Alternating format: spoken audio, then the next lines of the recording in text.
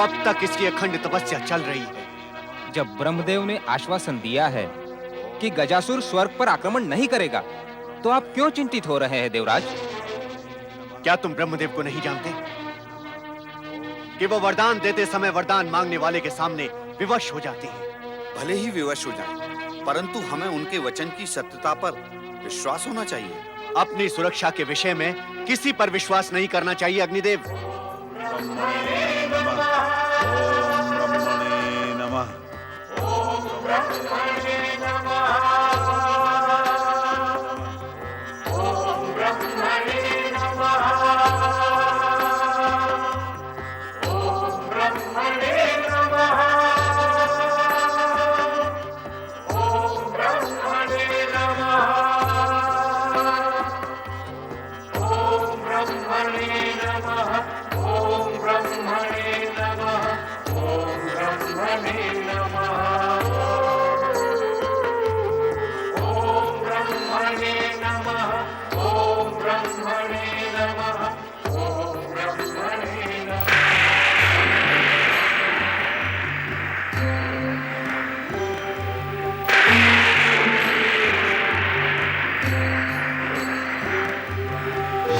हमें अपनी शक्ति का प्रयोग इस दुष्ट पर करना ही होगा।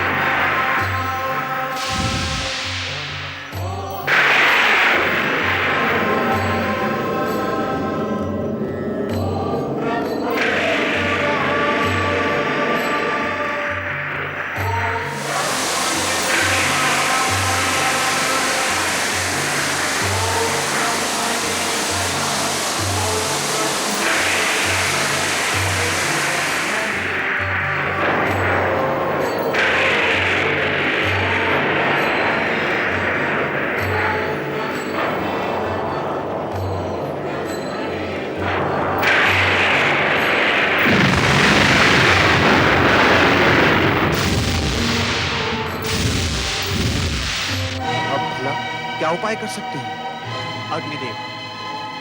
जब विश्वामित्र जैसे राजर्षि का तप भंग किया जा सकता है, तो गजासुर का तो अस्तित्व क्या है?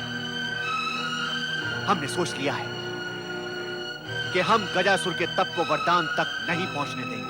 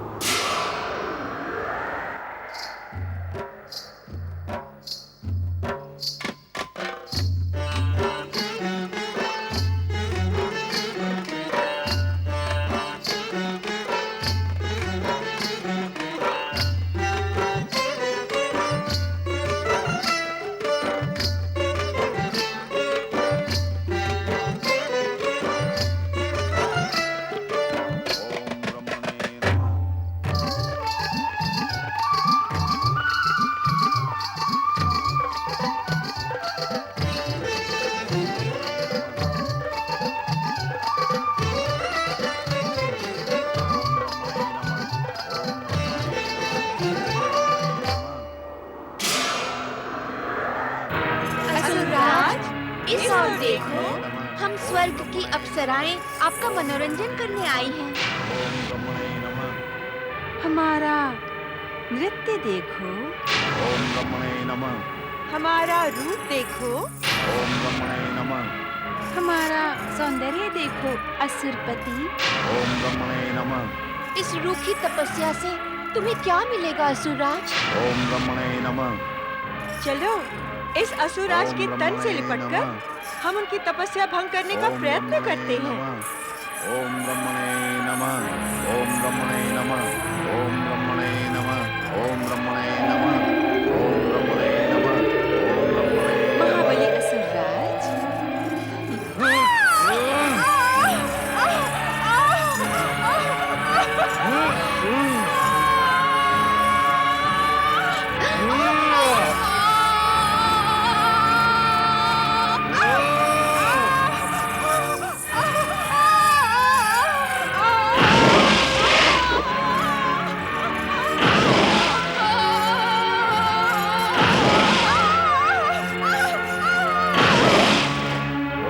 ब्रह्मणे नमः। ओम ब्रह्मणे नमः।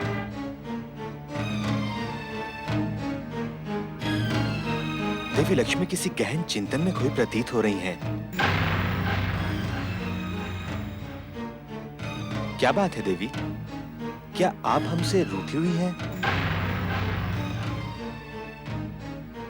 लगता है महिषासुर के पुत्र गजासुर का भय आपके मन में गहराई तक बैठ गया है देवी।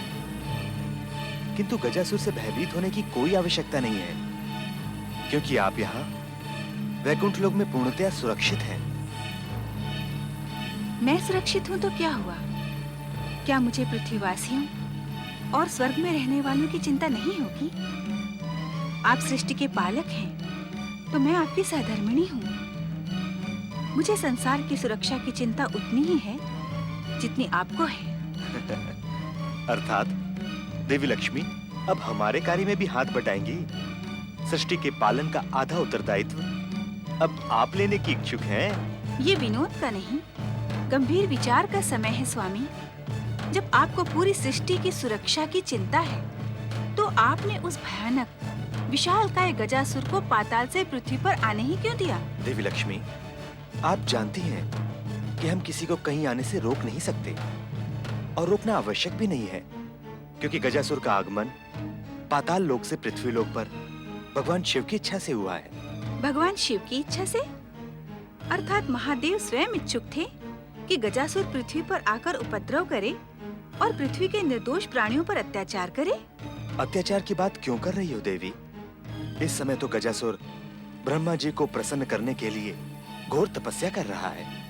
तपस्या की सफलता के पश्चात वो ब्रह्मा जी से वरदान प्राप्त करेगा, और फिर वरदान की शक्ति से उन्मत्त होकर हर असुर क्या करता है, ये आपसे छुपा नहीं है प्रभु। स्वामी, आप मेरी एक विनती स्वीकार करेंगे? अवश्य देवी, यदि वो विनती स्वीकार करने योग्य होगी तो। आपके साथ रहकर मुझे इतना ज्ञान तो अवश्य हो गया है कि आप मेरी कौन सी विनती स्वीकार करेंगे और कौन सी नहीं। तुम्हारी विनती सुनने के पश्चात ही हम ये निर्णय कर पाएंगे कि वो विनती स्वीकार करने योग्य है या नहीं। तो आप स्पष्ट कह दीजिए कि आप मेरी विनती स्वीकार नहीं करेंगे, क्योंकि सृष्टि के पालक और सर्वज्ञ होने के नाते आप जान गए हैं कि मेरे मन में क्या है। तो हम इन प्रश्नोत्तरों में व्यर्थ समय नष्ट न करके ये स्पष्ट कहेंगे कि हम ब्रह्मा जी को वरदान देने से रोकेंगे नहीं देवी। जब आप त्रिदेवों ने बार बार देख लिया है कि ब्रह्मा जी से वरदान पाने के बाद ये असुर उन्मत्त हो जाते हैं, तब आप ये वरदान देने की परंपरा को तोड़ क्यों नहीं देते? और हर वरदान के पश्चात तुमने ये भी देख लिया है कि वरदान का दुरुपयोग करने वाले असुरों को उसका दंड अपने प्राण देकर भुगतना पड़ता है, और हम त्रिदेवों में से किसी न किसी की शक्ति के हाथों वे मारे जाते हैं। परंतु गजासुर का पिता महिषासुर तो हम त्रिदेवियों की सम्मिलित शक्ति दुर्गा के हाथों मारा गया। इससे कोई अंतर नहीं पड़ता देवी। उस सम्मिलित शक्ति में हम त्रिदेवों का भी योगदान था। अर्थात आप इस बात के इच्छुक हैं कि हम त्रिदेवियों का कोई महत्व ही न रहे? कदापि नहीं। यदि तुम्हें ऐसा लगता है कि गजासुर उन्मत्त होकर उत्पात मचाएगा, तो तुम त्रिदेवियां मिलकर उसके वरदान के पश्चात उसे तुरंत समाप्त कर देना। हम तुम्हें रोकेंगे नहीं देवी, किंतु हम ब्रह्मा जी को भी वरदान देने से रोक नहीं सकते।